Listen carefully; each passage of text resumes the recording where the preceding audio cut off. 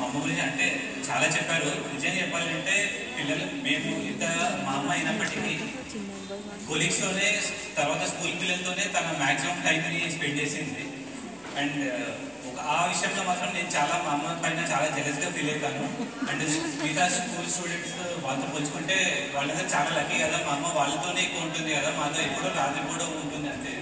So ఈ విషయం మాత్రం నేను మా అమ్మని చాలా మిస్ అవుతున్నాను. అండ్ లాంగ్వేజ్ పరంగా అది అదృష్టమో ఏమో తెలియదు కానీ ఆ తెలుగు లాంగ్వేజ్లో మాకు ఎప్పుడు టాప్ మార్క్స్ వచ్చేవి. చాలా వరకు మా ఫ్రెండ్స్ కూడా అనేవాళ్ళు, మేము తెలుగు టీచర్ కాబట్టి నీకు ఆటోమేటిక్గా తెలుగు వస్తుంది కదా. కానీ ఇప్పుడు వాళ్ళు సరదాగా అంటారు కానీ ఇప్పటికీ ఆ లాజిక్ ఏంటో నాకు కూడా అర్థం కాదు. బట్ దాని గురించి పెద్ద నేనైతే మా అమ్మ అంటే నేను చెప్పినాను అంటే అదేదో మా అమ్మతో నేను పోయినట్టు అవుతుంది. బట్ అది నేను సపరేట్గా పోడాల్సిన అవసరం లేదు. నాకేంది మా అమ్మ అది అందరికీ తెలిసిపోతుంది.